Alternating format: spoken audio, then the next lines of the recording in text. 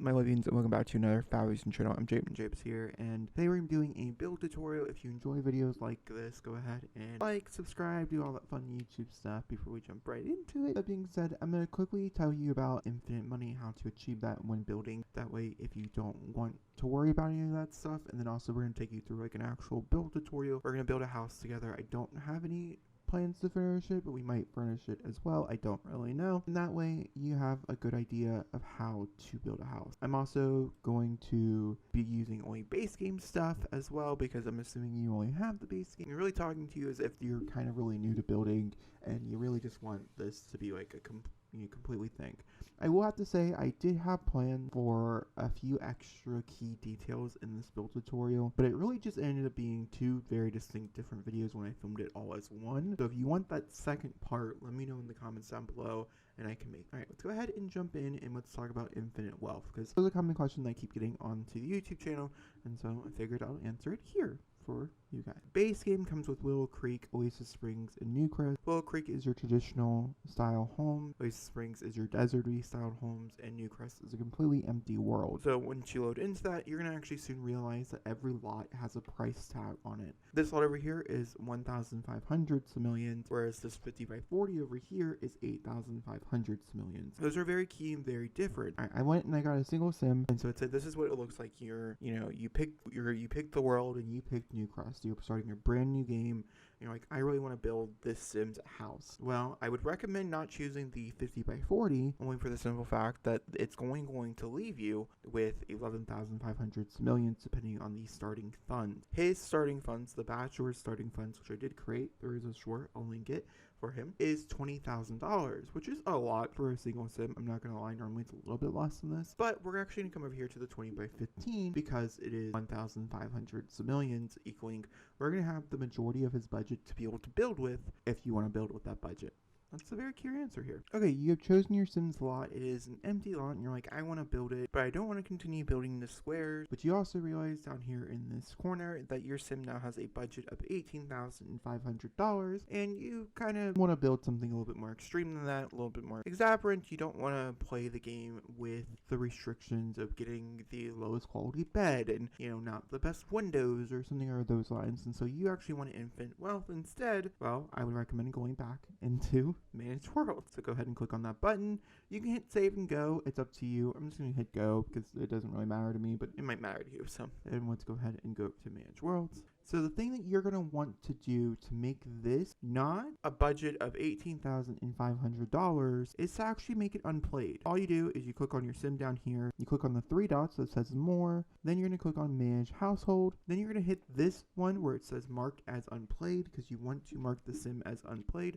That is super duper important. So as soon as he's unplayed, as you can see here, it's just like light green color. Then what you're going to do is you're going to click on build mode. What I will say before we jump into build mode and we start this tutorial, this is the starting point of the tutorial, because we'll have infinite wealth, which I'll show you. You still have the gameplay restrictions, so if you want the $8,000 TV or something, you're actually going to have to move you're going to have to evict your sim from this lot completely and put him up here into the manage household bin. He'll sit right here. It's all good. There's no problem with it whatsoever. That way the lot isn't owned. The reason why there are some gameplay restrictions in that regard is because your sim is not that high in that career or something, and so as long as there's not a sim on that lot, you have nothing to worry about. Also, this whole infinite wealth thing is very simply made because there is no sim.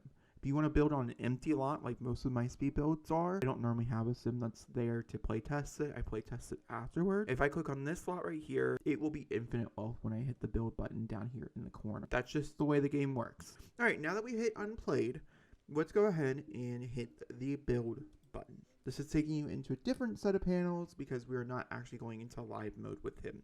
We're just going into build mode. Alright, now that we got into build mode, as you guys can see right here, we have currently infinite wealth. Infinite wealth just means I can build and pick the most expensive things without having to worry about a budget. Let's go ahead and do a quick little build tutorial. That way you guys can upgrade your square, which I'm assuming looks probably something like this. Is a smaller lot, so you could have a bigger square depending on the lot size. But the majority of people are going to start here. And my number one recommendation are fake chimneys, or real chimneys, but they can be fake depending on how you feel. And then also bump pits, second floors, those type of things are all things I think plus a build tremendously. Having a porch also does a lot you'd be really shocked by. With that being said, let's go ahead and add a bump it to the back. A bump it is normally about half of where you're building out from. And then depending on the size that you want, you can take it out 2 or 3 wide. We're going to do 3 wide today for the case of this. And then some people also do like side ones. Essentially the goal, what you're doing, is trying to make what you're doing look interesting. That's your goal. You want everything to look as unique as possible. So if you think a bump bit right here will do the job, we'll put a bump bit right there. I'm not, because I don't want the symmetry of the two. Some people could maybe do like something like that, but also once again, I don't want the symmetry. I'm actually going to grab the flat square one, which is in the room tool menu, and I'm going to build elongated porch instead on the end of this building, and then we're going to go and we're going to roof it. So essentially that's all I'm going to do. This build automatically has plus the square syndrome that most builders, when they start the Sims 4, get into because of that. So up above, you're actually going to connect all the walls. This is for a lot of different reasons. So essentially all you're going to do is you're going to grab this big square piece right here, which we've already used, and you're going to actually just going to pull it up to where it matches with the one below it. Now things are going to be different because this is this is a different sector. All right, so the goal here is you're going to take this roof piece and you're going to extend it across the entire thing, including up, so it's like one big piece. And then you're going to do the same thing for this one. You're just going to make it as small. There's a few things in build mode, such as the freezes and exterior trims, mostly exterior trims is what we're talking about, that a lot of people want in their build, but sometimes they can't figure out why it's not working. Well, normally it's not working because you don't have it like this across the whole entire thing, so it's, the whole way around. That's really the only reason why. It doesn't interfere with any of the walls inside your build. It won't interfere if you've already roofed. Like, how can I do that if I've already roofed? I'll show you that as well. I'll show you what it looks like. So roofing also, roof the big piece first with what you think looks the best. I'm going with the traditional gabled roof because I always find it to be looking the best when doing a scenario like this. You're going to want it to be exactly like this. The big piece here is this middle section, the original box, before we start adding on more boxes. Then you're going to want to roof every other piece as well. Start with whichever one you want. It doesn't really matter. When it comes to roofing is an interesting ordeal, as we all know in The Sims. You're going to want it connecting in the back for sure. You can always raise this roof up. The higher it goes, the less realistic it looks, and it might not look as good to you. So I would try to keep it about the same. With this one right here, you're going to want it inside this other roofing. Okay, so you have gotten here, you've roofed these two sections. We'll roof the top section here in a second. And you're like, how do I get rid of this really annoying and ugly piece right here? Well, it's very easy and very simple to do. Essentially, you're just going to pull this one back out because you're going to want another roof to go back there. So this little section here will be there no matter what. You can't get rid of this. There might be a way. I'll try to link you to a few different tutorials from a few other YouTubers that I trust that have done tutorials in the past. Copy this roof, which the copy button is right there on the very top, and you're going to copy it and you're going to place it so it lines up perfectly. As you can see, it's almost like one single roof piece. And then you're going to hold shift down to pull it up, and that way it's gone, except for this little section. Once again, this little section could be disappeared. I know some people, they'll put like something like right here to cover it up or something along those lines. There's a lot of different things you can do to cover up situations like that. It doesn't really bother me too super duper much, but it might bother you. Then we're going to talk about the front. The front, I'm going to use the half gabled roof, as I do think it looks the best in a scenario like this. I'm going to pull it across the entire way, and I'm just going to pull it down just like that. There are ways to get rid of all these little sections right here, as you guys can see, in case that is something annoying to you. It all requires copying and pasting the same exact roof piece a gazillion times until you get it exactly right, is essentially what it is. And I as a builder just don't care too much about it, but you maybe as a builder do. So once again, like I said, I'm going to link some of the tutorials. Then for our fake fireplace, it's not a fireplace. What is this called? A chimney. Fake chimney. You're going to want as high, you're going to want to go up as many walls as your roof is. So this is requiring 2 sets of fully built walls. You're going to want to come down here into the half walls. You're going to make sure it's placed half-wise by drawing. And if you hold shift, you can create squares, essentially. And then there you go. You have made a chimney. This chimney can be bigger depending on like the size of the actual chimney we'll use. Do recommend doing that as well, and we'll color it here in a second. Then what you're gonna do is you're gonna want these to be outside of this normal, like you're not gonna want this one. This is the one that looks unfinished because this is the one that the game comes with. It's basically what they would call as your concrete one. You can change the color of it in case that's something of interest, and then it looks a little bit more finished because it's a different color and it looks a bit different in your. However, some people will like my favorite one I tend to go with, I'm pretty sure is this one. I think it looks really nice, but it is a very interesting texture. I also really enjoy this one. You'll see me use that a bunch. Figure out which one you really like the most. It can also be dependent on the style of house you're going with. Sometimes the default is the best style, but I will have to say most people do find it unfinished. Then I would also recommend doing a roof trim. The roof trim is right directly underneath the roof before you get to the interiors and exterior trim. And I normally choose the angled one or the shortest one, just because I find those to look the best. It just adds this extra little bit of texture to it, which brings out your build a little bit more, and you can choose what color looks the best. You know, normally go around with the colors that you've already chosen and things are those lines. For the moment, we'll keep it white. It really depends on how high you raise up your foundation. So I'm only going to raise it up 1 square. A 1 square foundation, like a 1 pull-up foundation, means your Sims can now officially just walk over this hump without having anything to worry about. But it's off the ground, and so it looks a little nicer. It's a bit cleaner, as you guys can see here. Then you also can put some type of foundation surrounding it, looking like this or this, whatever, like really, you know, suits your happiness. We're going to choose a base game one. I'm probably going to choose like this brown one just because I think it looks nice, and it gets off of the basic default one, which is always very key and very important. If this was a little bit higher, I would probably choose one that had some type of brick to go with this particular wall, only because it is a chimney. So that's the exterior. That's how you would build an exterior house. Then I would choose a good column. My favorite base game column, as I have been looking at these recently, I would still have to go with this old classic. I think it's the best one. I think it works for the most houses and stuff, and you just choose the color that you think would do you well. We come down here. I do tend to like the grid on for this moment. If you want to turn the grid on and off, it's just G on the keyboard. It'll turn it on and off very easily. See, this is an uneven number, so that's Jacob's fault. That means the middle, let's do 2. I tend to have the middle be a 3-lide. So it looks normally something like this. Then you can also do the corners, if that's of interest to you. I will have to say, if you want to do the full corners, I know it's pretty ridiculous to recommend a pack for you. Be like, oh, this is the one you need.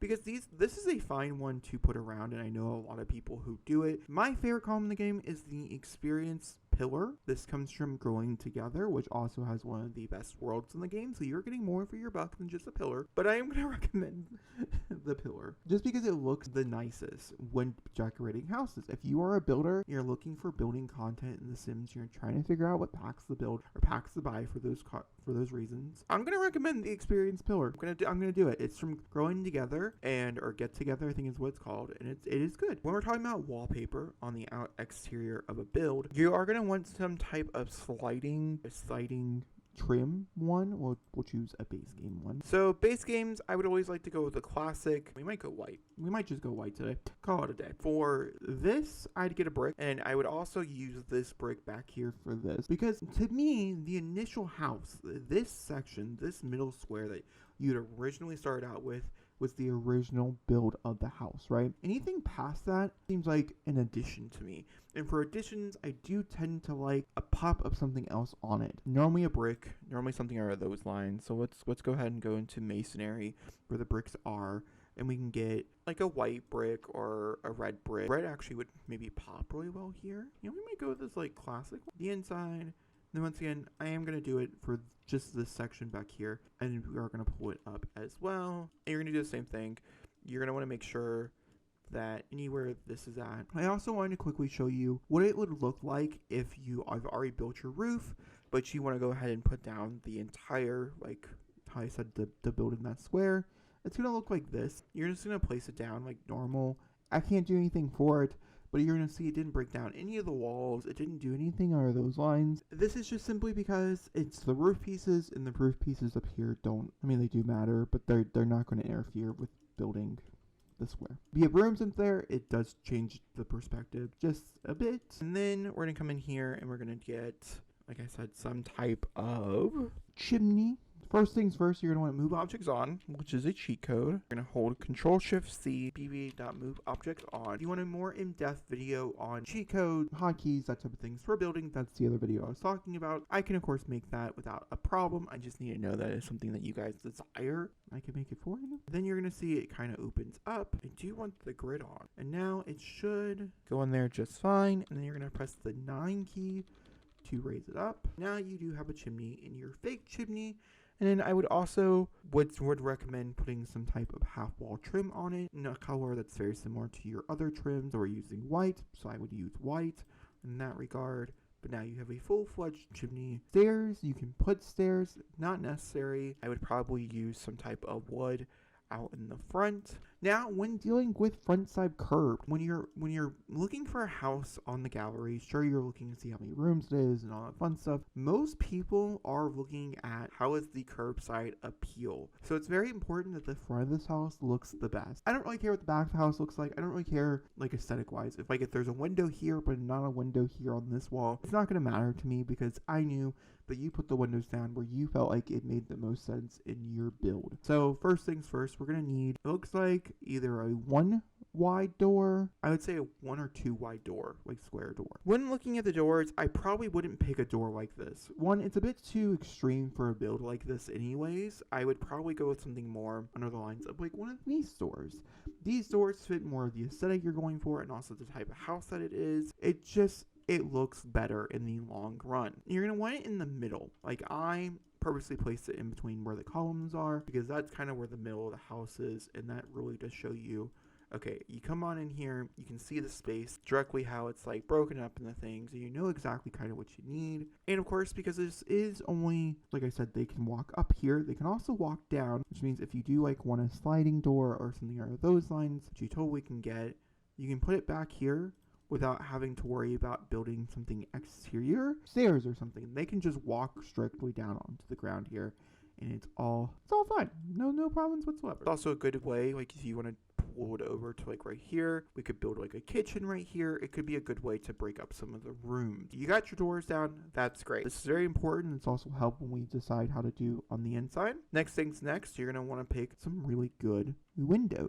These windows are extremely important because these windows are going to be across your entire house. So if you don't want the big and long windows, you can triple up. So for instance, a good technique that a lot of us simmers use, these are good windows. I really do like these ones, and they look really good next to one another. So they look like they could be twins if they wanted to be, but they also look like I could stick this window right here and without having to put a second one beside it and looking fine. The other thing you're going to want to do is make sure that your window is at the exact height. A normal Sims height is, I'd say, in the middle ground. So you can either go one up or one down. It really depends on what you're looking for. I would say a normal Sims height is about the middle ground, and it'll look the nicest overall. Depending on what you're doing, some people like it a bit higher, which I understand because like for like countertops and stuff, this will look better for your kitchen. I'd also say if you're adding like a planter box out here, it also will look better for your planter boxes. So do go with what you think would look the best. We're gonna go for this one, and I would say just make it very symmetrical on both sides. This one has 2 with like kind of like an in-between gap. I would say 2 over here with an in-between gap as well. It just looks nice. To be honest with you, this is one of those houses where I'm not saying you need a fence, but if you do need a fence, some good base game fences for situations like this. I really enjoy this one. This one is the simple picket fence.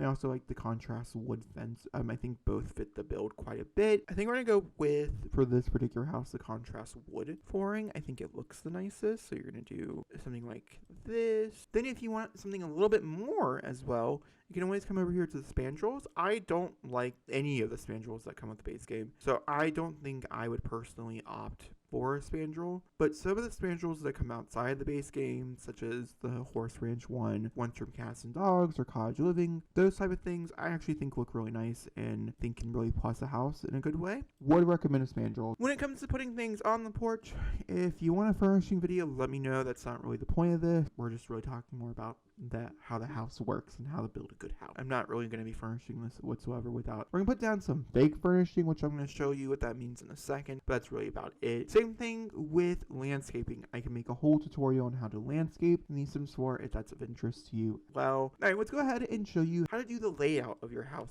I'm going to be honest with you, I don't really know if this has room for a kid's bedroom. My brain automatically thought, pull it up like that, make it a little bit bigger. That way you can fit a double bed in here, essentially. Let's just go grab a single double bed so you have an idea. Your Sims can move around. You can put a door right here. You can put a door over here, wherever you think a door might need to go. You can put a few end tables on the side if need be. This is what I mean by fake furniture. It's just placement furniture is all it is. I know for a fact a good bathroom is a 9, as a 3x3 square.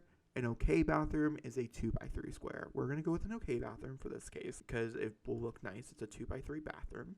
I'm actually probably going to do it this way instead. That might be a little weird to some of you, and honestly, it's not my favorite design. If you want to build off that way, I think it would be best to build off that way because either way, if we do it this way, we're stuck with the windows on the inside. That's not going to look good. If we do it this way, I guess that could be fine. Maybe that's the best way to do it, is to put the bathroom over here. Sure, you're going to have two, like, overarching doors and stuff, but it's not really a problem. Doors, big over door looks the best for your house. I'm going to pick those ones for just a simple case here. Now trying to figure out where things are going, I'd honestly recommend that this would be the kitchen. It's big enough to be a kitchen. You can have multiple counter spaces, which is good. You can build upwards, which is also good. So I would say would be a good kitchen. And this is big enough space over here for a good living room. If you don't want the living room facing the same way as the kitchen or as like the entryway, you can always orient it towards this wall, but we have not put windows down, and then you can build out your living room and then put the windows afterwards, such as a good way to build out your living room to figure out if the space is good enough.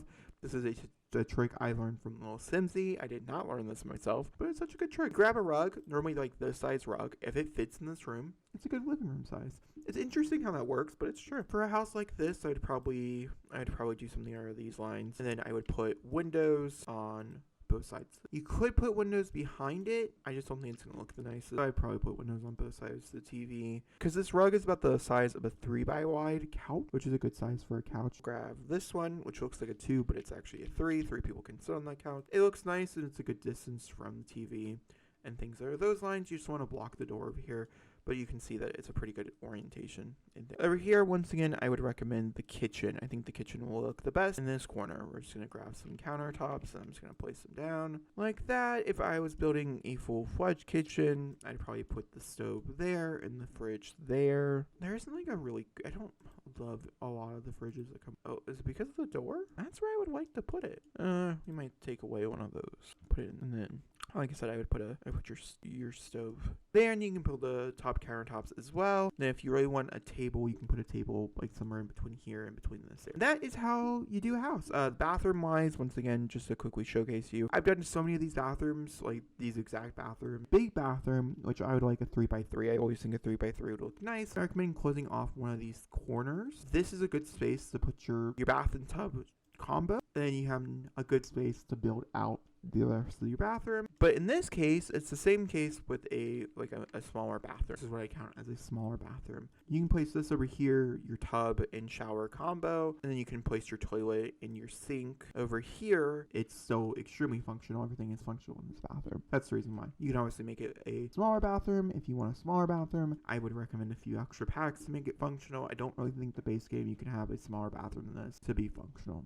Alright, if you have any other questions in the comments down below past this point, let me know, and I can always create a separate tutorial outside of this. This tutorial was for infinite wealth, so you can figure out, okay, I built this house, came out to be $17,003, which means technically speaking, my sim, I could have built this with my sim without any issues, but this is without wallpaper, flooring, or anything like that. He wouldn't be the happiest sim in the world. Your sim can still move in. Your sim is still functional to live here. If you end up building a house that's so much money and you don't think, oh my gosh, my sim's not gonna be able to afford it for whatever the reason might be, I will show you one cheat at the very end of this before we jump off the tutorial that will help you a ton. I want to quickly show you why this cheat can be revolutionary if you build a house that is way above like what your starting sim's amount is. Obviously, if you do it the way I did it, your house is going to be just fine. Your sim can move in. It's not a problem. Honestly, they'll probably keep the money they originally had because you kind of G'd your way into that house, right? You still have to worry about the high bills, but that's a different story for a different day. If you're moving freshly into, let's say you built this house, which is a $44,500